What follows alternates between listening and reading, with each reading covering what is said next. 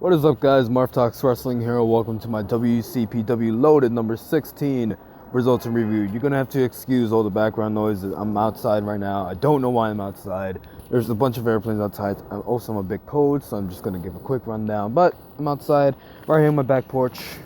I got my notes right here for WCPW loaded number 16. This is the go home show for the Elite WCPW, which is this Wednesday. You can watch it live on the Fight TV app for $14.99, or you can watch it on World Culture Extra for just $6.99. Your choice. I'm watching it on World Culture Extra for $7. You know, I expect it to be a good show. I mean, we got a bunch of good stuff to see. So, and I'm gonna be doing my predictions video as well. I will be uploading that later in the week, so stay tuned for that. Probably around Tuesday. Yeah, definitely before Wednesday. So, freaking chilly and windy. But without further ado, let's get started. You know how, like, in every WCPW loaded episode, there's like this little black screen with a bunch of words that says the following is just a televised program or something like that. The WCPW characters is not like portrayed the real life, or they're just fictionist characters. That's what they're trying to tell us. It started with them like saying, can we all just agree it's not too early for Christmas music? I don't think it's too early.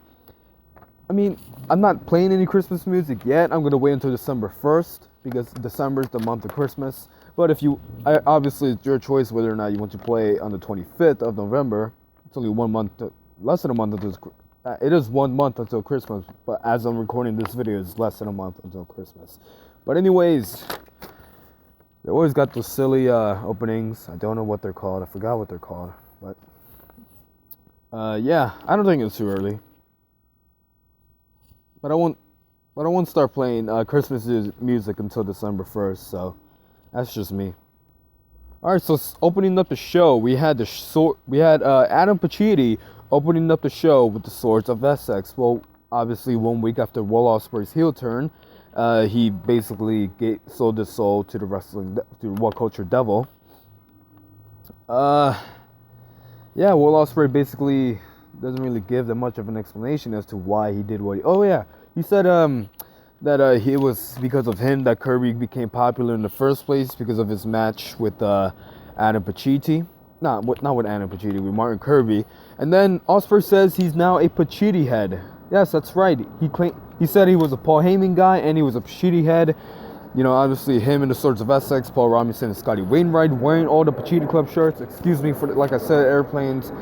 I think we're at war because that's like the 10th airplane that passed in the past hour. Like 20 airplanes passed. I don't know why. I'm guessing we're at war with Cuba because Fidel Castro died. I don't really care about Fidel Castro, but anyways.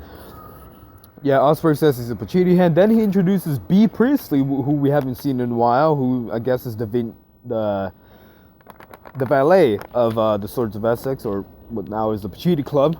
And I guess she's a part of it as well. And then Kirby comes out from behind. He low blows Robinson and Wainwright, and then he low blows Ospreay. But then Priestley low blows Kirby. Then everyone just starts getting up on Kirby. Adam Pacitti, he licks his hand like, I'm not gonna lick my hand, obviously. And he just slaps Kirby right across the face, and obviously Kirby was mad. And then yeah, everyone just beat up Pacitti, and I guess that's how they're gonna follow up to. This is gonna end in the Elite WCPW with their match at the Elite WCPW, which I'm excited for. So Prince Amin introduces Gabe's Odyssey, basically a montage of just Gabriel Kidd losing. He apparently, according to him, he's 0-10. I could have sworn Gabriel Kidd had at least one victory in his WCPW tenure.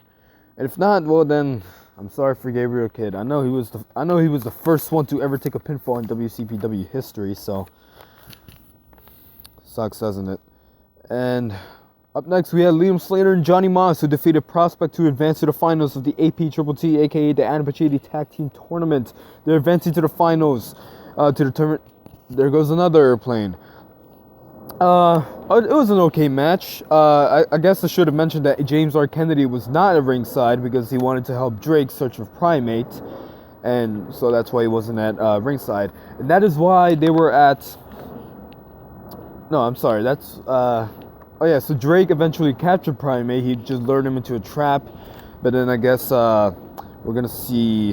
Actually, no, I'll get to that later. I know, I'm scared. I'm just going to bring it up now. Rampage is going to battle Primate at WCPW, and while Rampage was just walking through the hallway, Primate attacked him from behind. I guess he speared him, and then Rampage was unconscious. So that's their match for WCPW. And then up next, the Coffees defeated Strong Style Collective, aka Pete Dunne and Travis Banks. The Coffees, being Joe Coffey and Mark Coffey, defeated Strong Style Collective to advance to the finals of the AP Triple T NPT Tag Team Tournament. So it's going to be Liam Slater and Johnny Moss versus the Coffey Brothers at the WCPW to determine the inaugural WCPW Tag Team Champions. It was a great match, in my opinion. I think that was the match of the night. And, yeah, as I mentioned, Coffees versus Slater and Moss to determine the inaugural Tag Team Champions. And, well, Drake, he was angry with Prospect because Drake did his part. His part was to capture Primate. And obviously he did his job, but he claims that Prospect dropped the ball, which they did. They weren't able to advance to the finals. So Drake claimed he could beat Rampage, which he didn't. Rampage defeated Drake after using a pile driver. You know, the same move that was banned at the beginning of WCPW, but, you know, there's no law enforcement in that company. And then Prospect tried to attack, but it backfires. Then, like I said, James Lloyd Kennedy versus Rampage announced Rampage versus Primate for the lead WCPW, and if I heard correctly, there was going to be 7 matches between those two. So I guess they're going to end up as a tag team. Maybe they'll win the tag team champions. Who knows? And yeah, Joseph Connors versus Gabriel Kidd. Joseph Connors, he defeated Gabriel Kidd, and then after the match, he demanded the photographer to photograph the end of Gabriel Kidd. And poor Gabriel Kidd, he can't seem to find a victory. And then Amin comes out, like trying to like calm Connors down. Then he gets clocked right in the face. He gets snuffed, as a bunch of New Yorkers say. Then Hendry comes out to save Kidd. He tries to do a fall-away slam.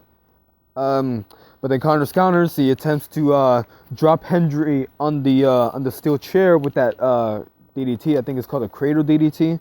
I might be wrong. But then the lights go out. Drew Galloway returns. That's right. Drew Galloway has returned and delivers a heartwarming promo which completely destroyed the supposed PG rating for WCPW. And yeah, just delivers a heartwarming promo, and then he delivered the shocking news that at the end, for the lead WCPW, the match has been changed. It is no longer a one-on-one match, it is a triple threat match. Drew Galloway versus Joe Hendry versus Joseph Connors. Triple threat steel cage match for the WCPW World Heavyweight Championship, or WCPW Championship, I guess is what it's called. And yeah, like I said, Drew Galloway delivered one of the most heartwarming promos I've ever seen. You have to rewatch that promo. It's just awesome, beautiful. And that's it for my WCPW Loaded number 16 results review. What do you guys think of the show? Tell me in the comments below. Any support such as liking, sharing, subscribing is greatly appreciated. You can follow me on Twitter at @D_RealMarv. Thank you guys for watching. I'll see you next time. Peace.